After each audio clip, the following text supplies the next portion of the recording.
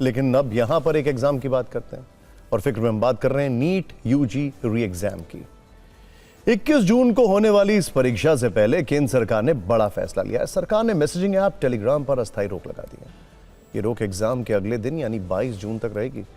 राष्ट्रीय परीक्षा एजेंसी की सिफारिश पर यह फैसला लिया गया है। हालांकि आदेश कब से लागू होगा इसकी तारीख नहीं बताई गई है। एनटीए के मुताबिक यह फैसला नीट परीक्षा को सुरक्षित तरीके से कराने के लिए किया गया है। सरकार ने एग्जाम के बाद भी टेलीग्राम को अपना मैसेज एडिट फीचर 30 जून तक बंद रखने का निर्देश दिया है। यानी भारत में टेलीग्राम पर पहले से भेजे गए मैसेज 30 जून तक एडिट नहीं हो पाएंगे। एनटीए के मुताबिक कुछ लोग टेलीग्राम का इस्तेमाल परीक्षाओं में पेपर लीक होने के फर्जी सबूत बनाने के लिए करते रहे। इसको लेकर टेलीग्राम से कई ग्रुप और बॉट्स को हटवाया गया है। दावा है कि टेलीग्राम पर पेपर लीक्ड नीट, रीनीट 2026 और नीट माफिया जैसे नामों से चैनल बनाए गए जो अभ्यर्थियों और उनके परिवारों से पेपर उपलब्ध कराने के बदले पैसा मांग रहे थे। एनटीए ने स्पष्ट किया है कि ऐसे सभी दावे फर्जी हैं। साथ ही टेलीग्राम के कुछ फीचर्स का इस्तेमाल पेपर को लेकर भ्रम फैलाने के लिए भी किया जा रहा था। क्योंकि टेलीग्राम का एडिट फीचर पुराने मैसेज में फाइल जोड़ने की इजाजत देता है, एडिट करने के बाद भी मैसेज का टाइम पुराना ही दिखता है। ऐसे में कुछ लोग परीक्षा के बाद किसी फाइल में पेपर जोड़कर यह भ्रम फैलाते हैं कि पेपर पहले से लीक हो गया था। यही वजह है कि पेपर के कुछ दिन बाद तक इसके एडिट फीचर को बंद कराया गया है। इस फैसले को लेकर छात्रों और शिक्षाविदों का क्या कहना है, जानना जरूरी है।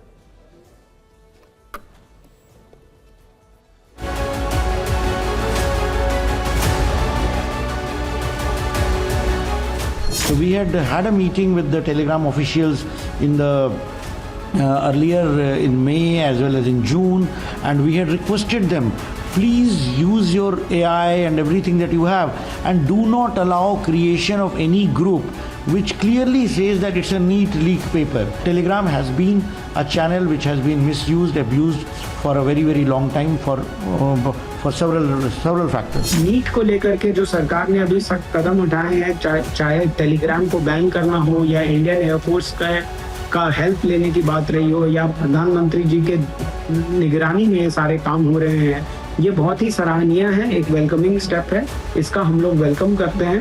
लगता तो है कि थोड़ा बहुत ठीक जाएगा कि ब्लॉक कर दिया तो सही है कि अब थोड़ा लीक होने में कम है। अब पहली बात है कि एजुकेशन डिपार्टमेंट में भी थोड़ा बहुत खोट है। यदि वो थोड़ा बहुत ध्यान देंगे तो लीक होगा ही नहीं पेपर कहीं से भी।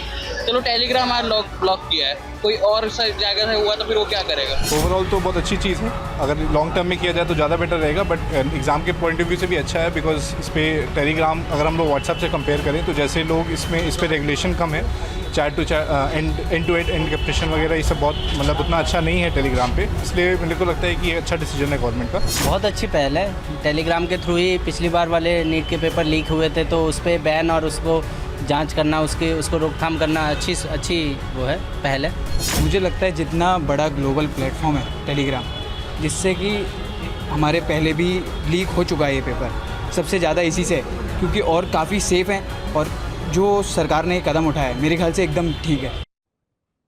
टेलीग्राम एक मैसेजिंग ऐप है जिसे दुनिया भर में करीब 100 करोड़ लोग इस्तेमाल करते हैं।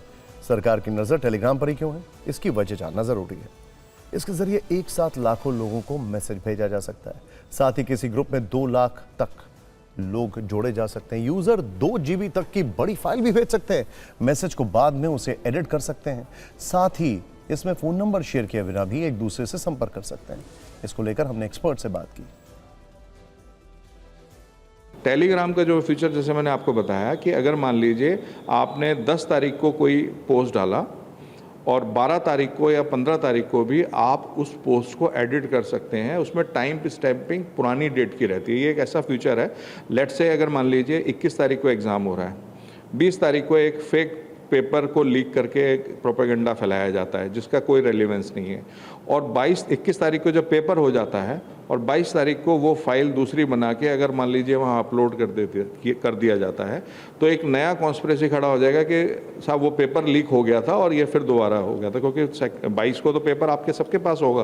तो इसलिए सरकार ने सेफ्टी के एंगल से, ताकि जो बच्चे एग्ज़ाम दे रहे हैं वो मिसगाइड ना हो और कोई पेपर लीक का डिस्ट्रीब्यूशन इस तरीके से ब्रेक किया जाए।